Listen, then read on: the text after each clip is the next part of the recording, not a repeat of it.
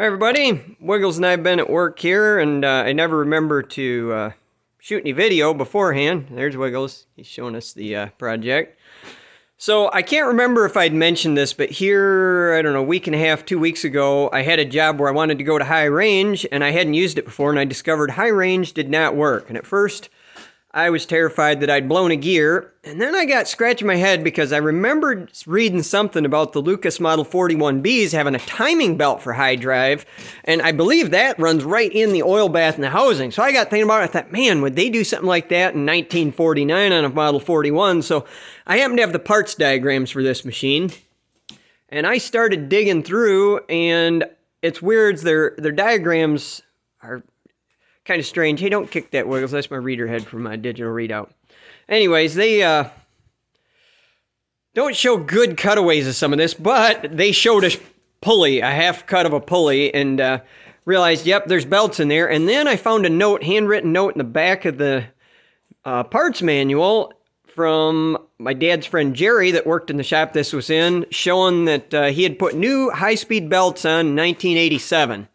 And then, thankfully, he was nice enough to write in the book that he put some Gates Tri-Power BX42s on there. So I had done enough investigating. There was this bolt that somebody had added. I don't know what that was for, probably to hold a work light or something. Took that out, and you could see in there that the belts were in there, but they were slipping. So I immediately ordered a set of 4 of these. These are the V80 series, which means that they're all factory matched.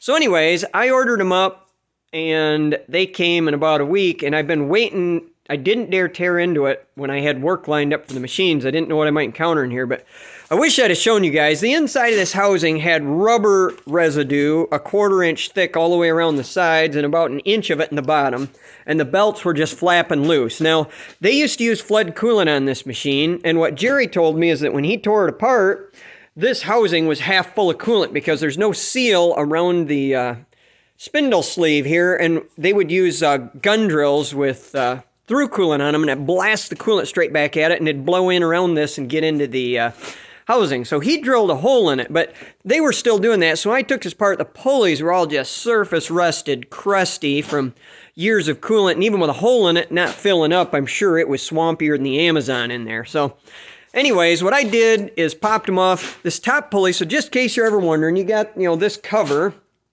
comes off, just 4 bolts, and then this top pulley is on a shoulder. You pull these 4 bolts, Allen heads out, and this will pop right off, and then you got to walk the back 2 belts off the bottom pulley. They'll barely clear between the pulley and the housing.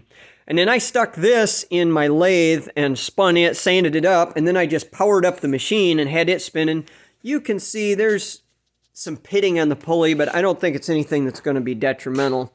So anyways, it's quite a stunt getting these on, and that's why I'm mostly going ahead and shooting videos to let you know how I did it, if anybody else got to. So what I'd say is these Gates Tri-Power V80 series, they're about as tight as you'd want them. I mean, if they were any tighter, I'd be scared of them, but they're going to wear in and they're going to stretch. So I'd rather a little snug than too loose. But to get this on, you got to put the 4 belts on the bottom pulley and kind of loosely have them on there, and then gradually walk this in because these pulleys are so close together. It's quite a stunt. You got to be like walking the belts on, shifting the pulley in. Once I got it to where all 4 bolts were in the top pulley, I just spun this thing off center, slid the pulley on until it hit the shoulder, and got 1 Allen bolt started. And then I stuck a pair of big bolts here in the end of the spindle, put a pry bar on it, and spun that around and basically forced it to cam up to the top to where the pulley would swing square.